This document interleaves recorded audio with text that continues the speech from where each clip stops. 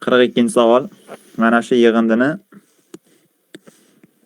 17 ga bo'lganda qoldiq toping deyapti. Birinchi bo'lib 3 tani 79, 8, 2, 1 ni 17 ga bo'lganda qoldiq topib olamiz.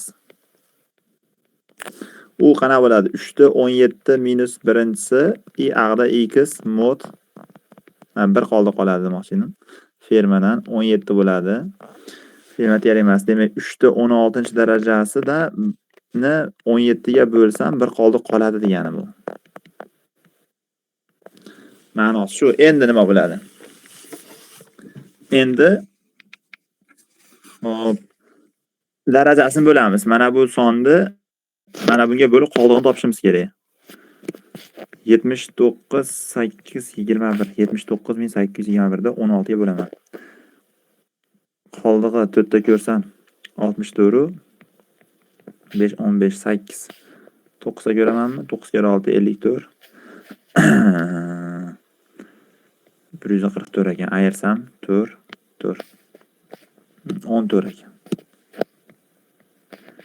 2 tushadi. Nechta bor? 142 da 8 da 48 4 da 12 ayirib yuborsam 4 1 1 tushsa yana bitta 8 ta ko'raveramanmi? 128 ayirsam 10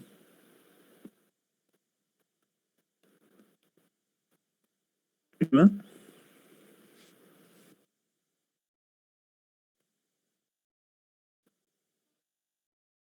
To'g'ri hisobladimmi?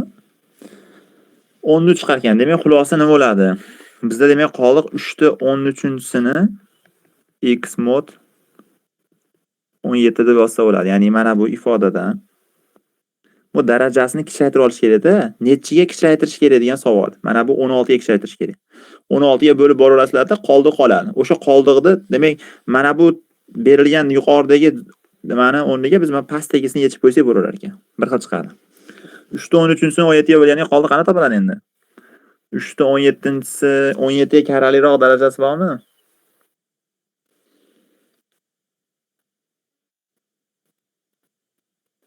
Yigirma yetti bor ekan, keyingi 81 bor ekan. 27 olaylik. 3 kubini tak 4-si kara 3 qilaman. Bu degani 27 kara 27 ni 4-si degani. Bu 17 asosga bo'linsa, demak bu yerdan qoldiq 17 plus 10 da 4-si bo'ladi. Kara 3. Bu yerdan qoldiq 10.000 kara 3. Tak 3000 30.000 chiqadimi? 30.000 ni 17 ga bo'lganda qoldiq chiqadi. Bir bo'lib bo'lsana ham bo'laveradi. Bo'lib topib beramiz 30.000 ni. Uni ham soddalashtiraylik bunday qilib. Erindik. 3 kara 14-si. U ham nima bo'ladi? 3 kara 10 ni kvadratini kvadrati bo'ladi. Xo'p, 3 kara 100. 17 kara nechi?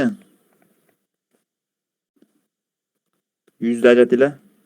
17 da nechta bor? 5 ta 5 ta. 17 kara 5 plus 15 bo'ladimi? Kvadrat.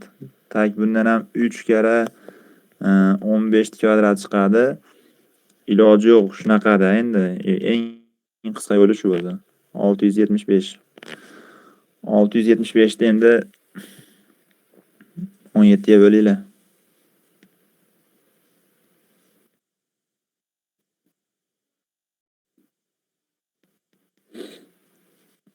Xullas 663 bo'linar ekan. Bo'linsa qoldig'i 2 1 12 qoldiq qolar ekan. Birinchisidan 12 qoldiq qolar ekan. Ikkinchisida 6 bor. Demak 12 ga 6 qo'shilsa 18 chiqadi. Demak qoldig'imiz necha bo'lar ekan? 1 qoldiq qolar ekan.